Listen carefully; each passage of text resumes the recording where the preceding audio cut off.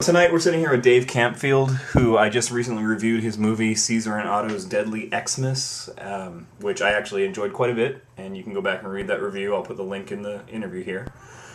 So first off, I just want to say thanks, Dave, for taking the time to sit with me tonight.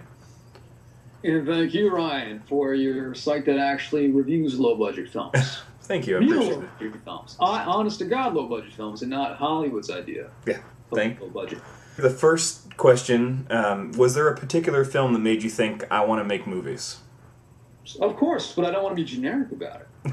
Because every kid saw Star Wars, you know, like if you were a kid in the 80s, of course you saw like Star Wars and you're like, this is magic. And that was what pulled me in. I couldn't believe what I was watching. I think the first film I had seen was The Shaggy Dog when my parents told me, and I had no reaction to it. It was sort of like neutral. And then when I was taken to see a re-release of Star Wars, it's the only thing I wanted to do. And I was probably 5 years old. So you can say that my parents basically unintentionally put me on this path that they've ever since regretted, you know, because it was just such a perfect culmination of story and effects and music, you know, and on all of those different levels, I loved it. You know, I loved the acting, the characters, and all of us as kids could relate to somewhat of the awkwardness of Luke Skywalker, even though we wanted to be Han Solo, you know, and it just made me see the art that was, you know, even at that age, and it's what I want to do ever since. Obviously, like, there have been slight diversions, like, hey, wouldn't it be nice to play baseball if I had any ability to do, you know, to play baseball, but, you know, I was never the athletic kid. I was always the one that was staying home watching movies and thinking about my own films, and it all started with Star Wars. And also, you know, I gotta say that there's more obscure movies that I loved. You know, even like watching the reruns of Little House on the Prairie, for as simple as and quaint as it was, they had a lot of there were real stories there. And you get roped in to that kind of drama, and that kind of programming, those movies and like the Star Wars series and programs like that, were maybe decided I wanted to do nothing else. So from Star Wars and Little House on the Prairies, we have Caesar and Otto. Little House on the Prairie is clearly not the level of the first thing that came to mind on a television front that I loved as well. You know, that it was a quaint story, but even though it was from a different time, it was still relatable. And the characters were real. And then a lot of the characters in that show were kids as well. So that's that I think really made me see the art of not just the filmmaking, but the writing. You know, and there's so many other things that I, you know, watched as a kid that I it would take me forever to get boring for me to recount it. But you know, then seeing Indiana Jones, you know, obviously another Lucas really poisoned the minds of a bunch of children. I mean, in a good way. The interesting thing about Lucas, you know, as I, you know, was rereading what he was saying, is like he started off with a dark vision and sort of very unusual narrative in THX 1138. And when he jumped into American Graffiti, almost on a dare with Francis Ford Coppola, saying, why can't you make a lighthearted film for kids? So he retold the story of his own youth. What was interesting is, like, the lesson learned from American Graffiti was was loved, and he realized how few films there were for the younger audience that were being made, you know, in the post-Easy Rider generation. And so he wanted to make something that was more hopeful and optimistic, and that's sort of what captured the imaginations. And then, ironically, in recent years, I love Christopher Nolan, but his whole approach is not quite so hopeful, and it still grabbed the audience's attention. So if you make a vivid choice, regardless if it's hopeful or cynical, there's so many different ways you can grab an audience. And with the Caesar and Otto films, you know, I'm grabbing the audience. I'm trying to grab the audience even in a different way still, you know, by providing, you know, a type of film that hasn't been seen in a long time. You notice that Hollywood goes in trends. Mm-hmm. At some point, you know, things, you know, like films that are very bleak are highly successful, and then that stops being successful and people are tired of it, and something happened in the public consciousness, and then films get brighter and they're successful, and then people get tired of that kind of film, and then it gets dark again. There's real cycles in Hollywood. And now we just, recycle the stuff that was made 25 years ago and call it a new story. Loop. We will recycle and then recycle again. I think there'll be remakes. That's what's all great about the new Star Wars film that they'll be making, is that at least they're continuations, not remakes. That's true. There'll be a Star Wars Episode 7. At least it's not a remake. Right. Sure as hell it's a sequel. Yeah. So, who would you say is your favorite director working today, and why? It's a very hard call. I like some of the. I'm going to name two British directors. I do love Nolan. I love Edgar Wright. I really like Sam Mendes. There are three British directors. I think that they do amazing work. But I'm inspired by anything that I think is a specific, heartfelt vision. So if I'm going to look at a film, if I'm going to look at Christmas Cadaver by Joe Zarelli, I could say his film was an inspiration to me because he realized something completely and he made it entertaining. If I'm going to look at, other indie films, I got to look at the director of Monster Man and say that was a film that the director had a very specific vision and he gives it his all, and it's a film that knows what it is. Any film that is inspired and where you can see that the director is putting everything and beyond into it, I'm a fan of.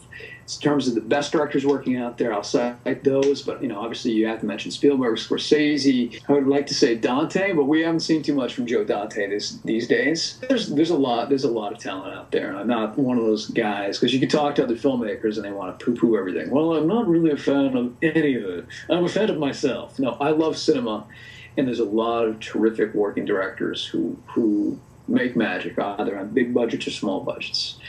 There's also a lot of people who, for them, it's a job. And those directors are not probably giving me creating the kinds of films that I'm as interested in. If you're an assembly line director, your work's probably going to reflect your own lack of passion. Spielberg made my favorite film in 1981, Raiders of the Lost Ark. Yeah, just a few years ago, he made Indiana Jones and the Kingdom of the Crystal Skull, and to me, it felt like a director that was bored by his own material. So you need to be a great director if you have that passion and that fire. And if you're complacent, you're probably not going to do your best work. On that, do you have a favorite director of all time? Alfred Hitchcock. I really wish I could be more original and say Edgar G. Ulmer, the director of The Black Cat from 1933, or 34, 33, 34. You have your favorites, and then you just have the myriad of directors that you love. I'm gonna cite Hitchcock though. There's just too many films that he made that were too spectacular, not for me to cite it. Yeah. Good choice. I mean, you've got a huge body of work to choose from where it's all good. So, and then a few not quite as good, but even his movies that aren't as good are better than most people's good movies. So. Right, it was weird. When people asked him what was his favorite film, he would say The Trouble with Harry. Like, The Trouble with Harry, really? Are you fucking kidding me? It's like, that's your favorite film? Like Rear Window and Psycho and Strangers on a Train, Trouble with Harry. So you have to wonder when he would say something like that if he even meant it. If he was just trying to be obscure in his own works. But his body, totally Topaz. Topaz is still a good film, and no one really talks about it. Yeah. Now, as a filmmaker, what advice would you give to people who are trying to get their foot in the door in this business as it is? Just do everything you can, pretty much. Sans porno. And you can do that too if you want. Because the thing is, when I was turning things down and turning opportunities down, the momentum stopped. So if you have a friend that's saying, I'm making this little film, do it and do your best. Regardless of what opportunities are coming your way, I try to take up as many opportunities as you can, because then you create a momentum.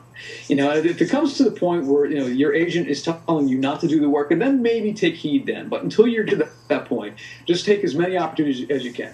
I did a little film called Escape from Kings Park. It was a really tiny film. If I was being full of myself, I would have said, "Well, that's a little too small for me." I didn't care. It sounded like a good opportunity. The director was a good guy. I'm happy to do it.